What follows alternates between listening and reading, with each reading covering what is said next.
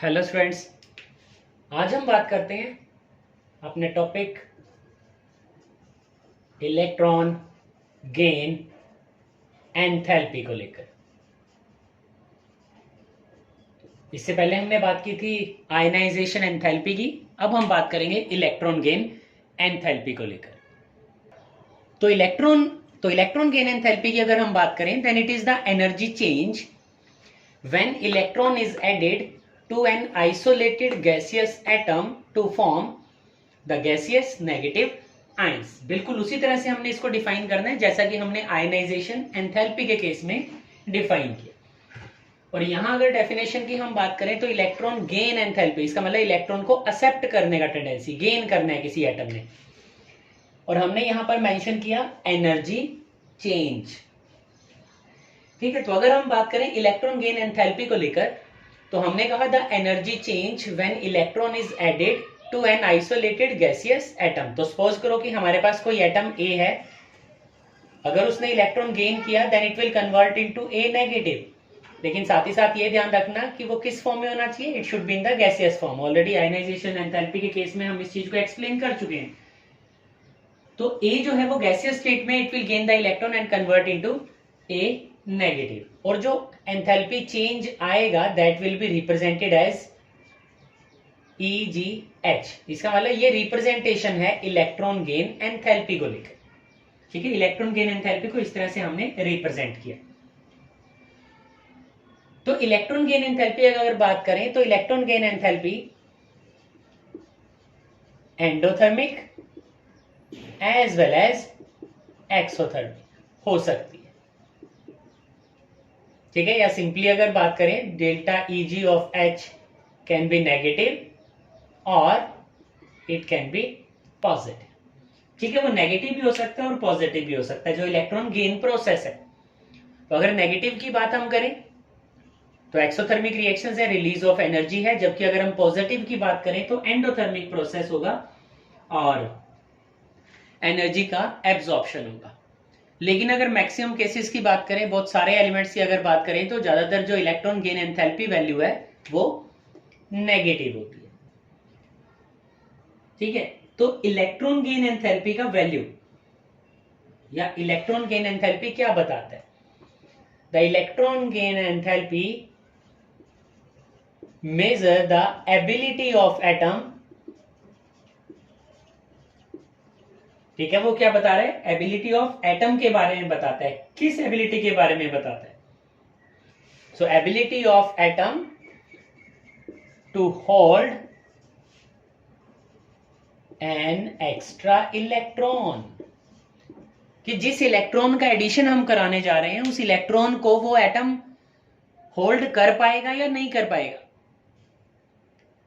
ठीक है, क्योंकि अगर बात करें उसके न्यूक्लियर चार्ज की, न्यूक्लियस के अंदर जो प्रोटॉन्स प्रेजेंट हैं, साथ ही साथ हम क्या कर रहे हैं, बाहर से एक एक्स्ट्रा इलेक्ट्रॉन का एडिशन करा रहे हैं, तो वो एटम, उसका न्यूक्लियस उस एक्स्ट्रा इलेक्ट्रॉन को होल्ड कर पाता है या नहीं कर पाता।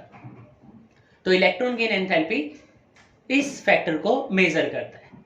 ठीक है, इसीलिए हमने कहा electron gain enthalpy is the measure of ability of the atom to hold an extra electron.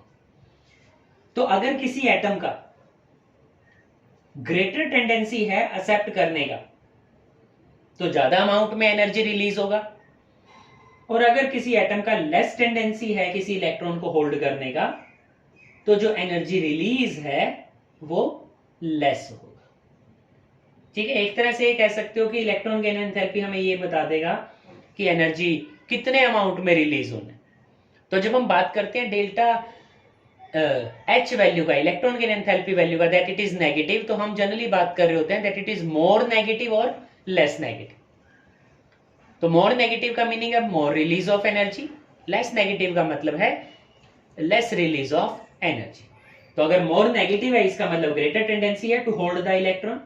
अगर delta EGH value less negative है इसका मतलब atom has less tendency to hold the electron. तो इस तरह से हमारा वर्क है यहां पर इन चीजों को याद। ठीक है, इसके बाद हम कुछ फैक्टर्स की बात कर लेते हैं। The factors on which the electron gain enthalpy depends. ठीक है, उन फैक्टर्स की बात कर लेते हैं जिनके ऊपर इलेक्ट्रॉन गेन एंथैल्पी डिपेंड करता है. सो factors affecting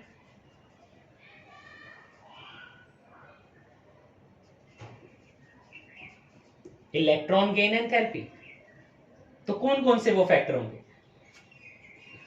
so first one is again the nuclear charge. तो सबसे इंपॉर्टेंट फैक्टर तो हमारे पास यही आता है, क्योंकि एक एक्स्ट्रा इलेक्ट्रॉन को होल्ड करने का काम अच्छी तरह से न्यूक्लियस ही करेगा. तो इसका मीनिंग ये हुआ कि जितना ज्यादा न्यूक्लियर चार्ज होगा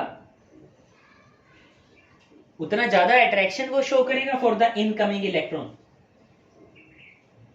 और उतना ज्यादा नेगेटिव वैल्यू होगा इलेक्ट्रॉन गेन एंथैल्पी का. हमने कहा इलेक्ट्रॉन गेन एंथैल्पी मेजर करता है, अगर उसका मोर नेगेटिव वैल्यू है इसका मतलब है that atom has greater tendency to attract the electron. तो न्यूक्लियर चार्ज की अगर बात करें देन न्यूक्लियर चार्ज हम कह सकते हैं कि डायरेक्टली प्रोपोर्शनल होगा इलेक्ट्रॉन गेन एंथैल्पी के, या ये कह दो जो इलेक्ट्रॉन गेन एंथैल्पी होगी that will be more negative. तो जितना ज्यादा न्यूक्लियर चार्ज उतना ज्यादा अट्रैक्टिव टेंडेंसी और उतना ज्यादा electron gain enthalpy more negative होगा. साथ ही साथ हम बात करें एक और फैक्टर हमारे पास है that is size of atom. तो साइज ऑफ एटम की अगर बात करें तो एक चीज हमें क्लियर है कि जैसे जैसे साइज बढ़ता है किसी एटम का, न्यूक्लियस का अट्रैक्शन लास्ट इलेक्ट्रॉन के ऊपर कम होता चला जाता है. तो अगर न्यूक्लियस का अट्रैक्शन लास्ट इलेक्ट्रॉन के ऊपर कम हो जाएगा तो उसका इलेक्ट्रॉन होल्ड करने का टेंडेंसी, जो एक्स्ट्रा इलेक्ट्रॉन ऐड कराना चाह रहे हैं उस एक्स्ट्रा इलेक्ट्रॉन को ऐड करने का, होल्ड करने का जो टेंडेंसी होगा वो कम हो जाएगा. तो साइज ऑफ एटम का और इलेक्ट्रॉन गेन एंथैल्पी की हम बात करें तो हम ये कह सकते हैं greater size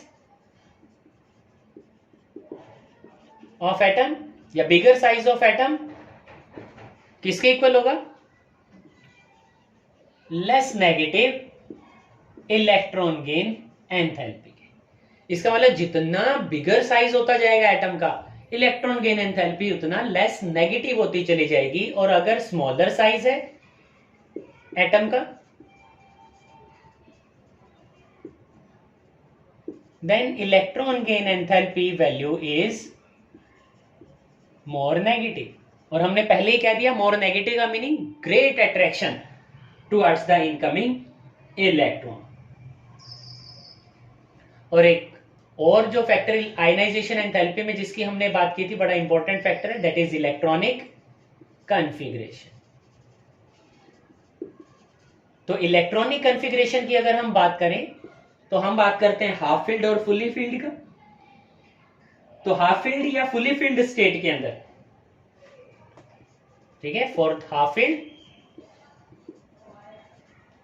and fully filled electronic configuration, उन एटम्स के लिए जिनके लास्ट शेल में या तो हाफ फील्ड है या फिर फुली फील्ड है, जो इलेक्ट्रॉन गेन एंथैल्पी होगा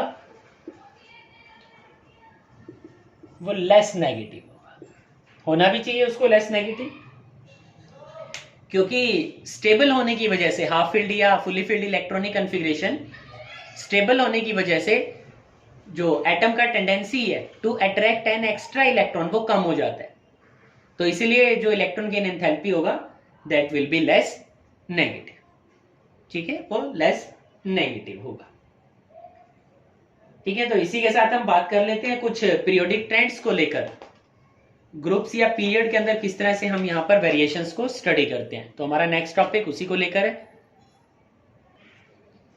तो अगर हम बात करें पीरियोडिक ट्रेंड्स की तो सबसे पहले बात करेंगे ग्रुप की. So down the group size increase,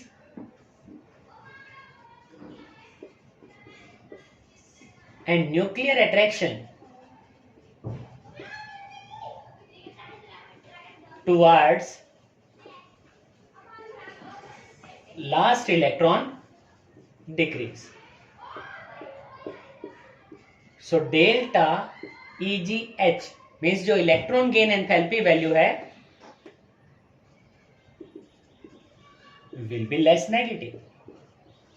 ठीक है, वो लेस नेगेटिव हो जाएगा क्योंकि एटम का जो अट्रैक्शन है टुवर्ड्स द लास्ट इलेक्ट्रॉन वो कम होता चला जा रहा है, तो जो इलेक्ट्रॉन गेन एंथैल्पी होगा वो लेस नेगेटिव हो जाएगा। जबकि अगर हम बात करें पीरियड्स में, सो अलोंग अ पीरियड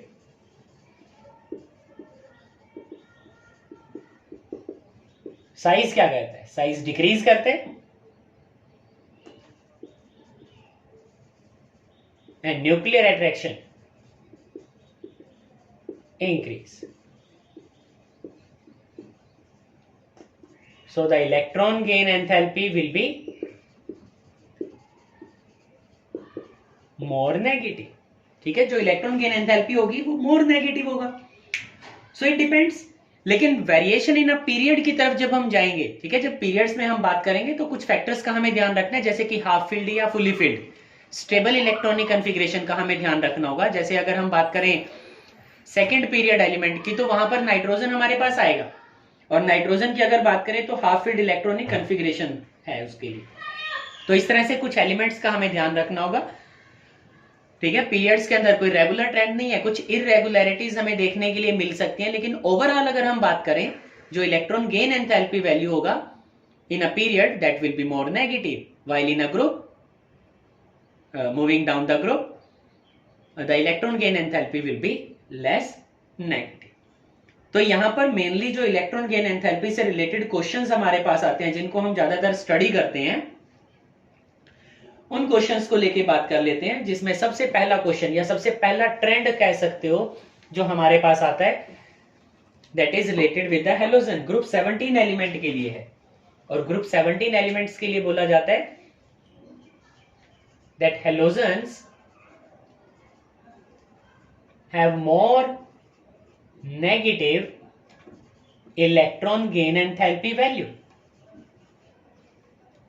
ठीक है, जो हेलोजन्स हैं उसके लिए क्या है, मोर नेगेटिव होता है इलेक्ट्रॉन गेन एंथैल्पी वैल्यू, और होना भी चाहिए क्योंकि हेलोजन्स की अगर बात करें तो इलेक्ट्रॉनिक कन्फिग्रेशन है NS2 NP5, so they need only one electron to complete their shell.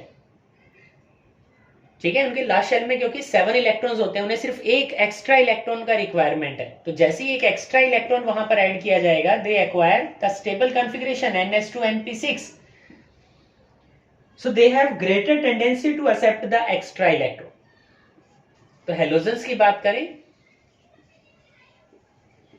They have greater tendency to accept an extra electron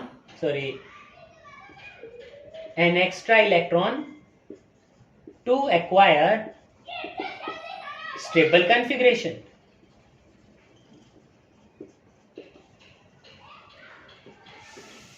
तो हमने रीजन वहां पर एक्सप्लेन कर दिया कि electron gain enthalpy value will be more negative. क्यों होना चाहिए, होना भी चाहिए भाई मोर नेगेटिव, क्यों, क्योंकि वो स्टेबल हो जाएंगे after the acceptance of one extra electron. इसी तरह से हम एक और पॉइंट की यहां पर बात करते हैं, जिस तरह से हमने हेलोजन्स के केस में बात किया, एक और पॉइंट हमारे पास है, and that is related with the electron gain enthalpy value. The delta EG value of noble gas is positive, while for the elements beryllium, magnesium, nitrogen and phosphorus is almost 0। तो यहां अगर electron gain enthalpy value की बात करें Nobel gases elements के लिए, so noble gas elements have electronic configuration. Noble gases elements के लिए अगर बात करेंगे तो उनके लिए इलेक्ट्रॉनिक कन्फिग्रेशन है NS2 NP6, उनका जो लास्ट शेल है वो फुली फिल्ड है, so they don't have the tendency to gain one extra electron, वो इलेक्ट्रॉन गेन करना नहीं चाहते। तो अगर हम वहां इलेक्ट्रॉन ऐड कराना चाहेंगे, इसका मतलब एब्जॉर्प्शन होगा, हमें एक्स्ट्रा एनर्जी लगानी पड़ेगी, और एक्स्ट्रा एनर्जी का मीनिंग है that the electron gain enthalpy value is positive. तो वहां एनर्जी रिलीज नहीं है, वहां एनर्जी एब्जॉर्ब है, पॉजिटिव में होगा electron gain enthalpy value, and the reason is stable electronic configuration shown by the noble gas elements. ठीक है, तो नोबल गैस जैसा है उसका इलेक्ट्रॉनिक कॉन्फ़िगरेशन। लेकिन अगर हम बात करें बेरिलियम, मैग्नीशियम, नाइट्रोजन या फास्फोरस को लेकर, उनके लिए टेंडेंसी फिर से वही बिल्कुल स्मॉल टेंडेंसी है, लोअर टेंडेंसी है, क्योंकि बेरिलियम की अगर बात करें, बेरिलियम के लिए एटॉमिक नंबर 4 है, so it is 1s2 2s2, उसका 2s जो 2s ऑर्बिटल है वो बिल्कुल फुली फिल्ड है, so it does not have the tendency to gain the electron. वो क्यों गेन करे? मैग्नीशियम की अगर बात करें तो बेरिलियम मैग्नीशियम सेम ग्रुप के अंदर प्रेजेंट है, मैग्नीशियम का लास्ट इलेक्ट्रॉन 2s के अंदर प्रेजेंट है, तो सॉरी बेरिलियम का अगर 2s के अंदर प्रेजेंट है तो मैग्नीशियम का 3s में इलेक्ट्रॉन प्रेजेंट होगा। So again, they don't have the tendency to gain the electron, so that's why the electron gain enthalpy value is almost zero. लेकिन ध्यान रखना, यहां हमने पॉजिटिव या जीरो का यूज तो किया है, लेकिन हम बात करते हैं कि इलेक्ट्रॉन गेन एंथैल्पी वैल्यू या तो मोर नेगेटिव में बात की जाती है या फिर लेस नेगेटिव की टर्म में बात की जाती है, लेकिन नोबल गैसेस के लिए it is positive and for these element it is almost zero. ऐसे नाइट्रोजन और फास्फोरस की बात करें तो नाइट्रोजन फास्फोरस दोनों सेम ग्रुप के अंदर प्रेजेंट है। Nitrogen half filled electronic configuration show करता है 2s2 2p3, while phosphorus is showing 3s2 and 3p3। ठीक है, सिर्फ ऑर्बिटल्स चेंज होते हैं, अदरवाइज अगर बात करें तो half filled electronic configuration nitrogen phosphorus show करते हैं, and again the half filled electronic configurations are the stable one and does not allow the atom to show greater tendency towards the incoming electron, कि एक electron और आ जाए वहां पर, तो उसके लिए कोई ग्रेटर टेंडेंसी वो शो नहीं करते। ठीक है, तो इन दोनों फैक्टर्स का ध्यान रखना। पहला फैक्टर हमने कहा कि halogens have more negative electron gain enthalpy value, while the second one is the electron gain enthalpy value of noble gases is positive, while for the beryllium, magnesium, nitrogen and phosphorus it is almost zero. ठीक है, चलते हैं इससे next trend की तरफ, और जो next trend हम करने वाले हैं वो और भी ज्यादा इंपॉर्टेंट हो जाता है, क्योंकि जब हम +2 क्लास के अंदर इन सेक्शंस को स्टडी करते हैं तो वो हमारे पास आते हैं। तो जो थर्ड सी सेक्शन हमारे पास है वो सेक्शन कहता है the electron gain enthalpy value, the electron gain enthalpy value for fluorine is less negative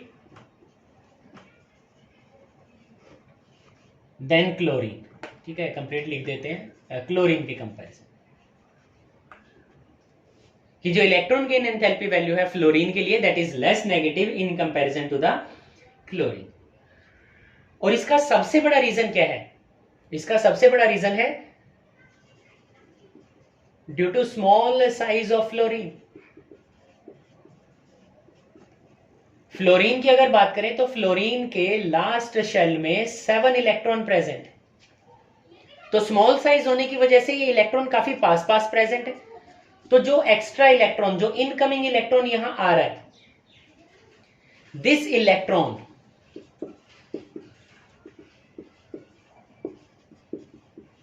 experience electronic repulsion.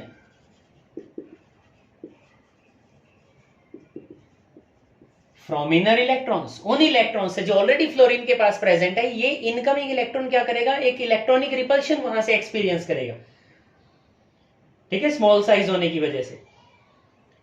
लेकिन अगर इसी चीज की बात हम करें क्लोरीन के केस में, क्लोरीन एक बिगर साइज एलिमेंट है फ्लोरीन के कंपैरिजन में, तो जहां पर इलेक्ट्रॉन्स काफी दूर दूर प्रेजेंट है, जिसकी वजह से इनकमिंग इलेक्ट्रॉन के लिए कोई रिपल्सिव फोर्सेस नहीं है वहां पर। इनकमिंग इलेक्ट्रॉन बड़ा इजीली क्या करेगा? वहां पर ऐड हो जाएगा, और जैसे ही ऐड होगा it converts to Cl negative.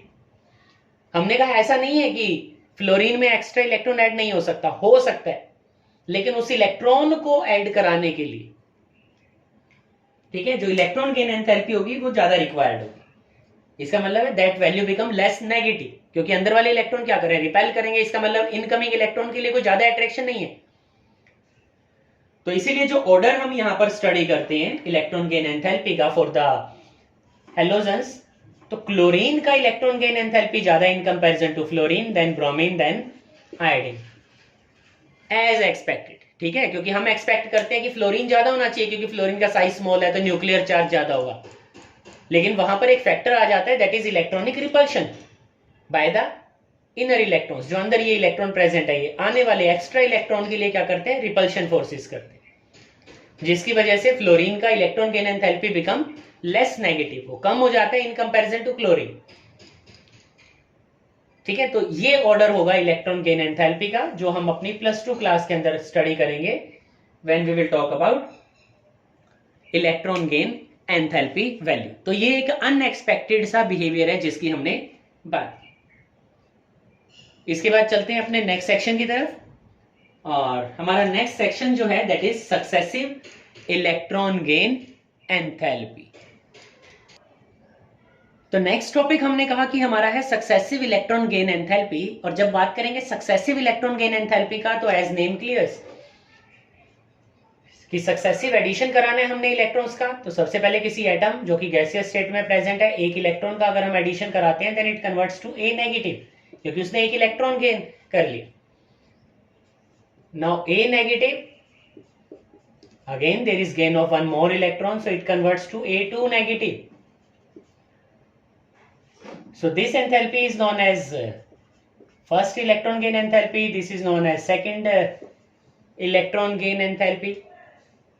तो इस तरह से हम इलेक्ट्रॉन के एडिशन की बात कर सकते हैं यहां। तो यहां जनरली जब हम बात करते हैं तो एक बड़ा अच्छा इंपॉर्टेंट क्वेश्चन हमारे पास आता है, and that question is in case of oxygen first electron gain enthalpy is negative while the second gain enthalpy is positive। ठीक है, या इसको इस तरह से मैं लिख देता हूं कि ऑक्सीजन जब फर्स्ट इलेक्ट्रॉन गेन करता है, ठीक है, तो O नेगेटिव में कन्वर्ट हो जाएगा, तो डेल्टा EG वैल्यू जो है that is negative. While for the second electron,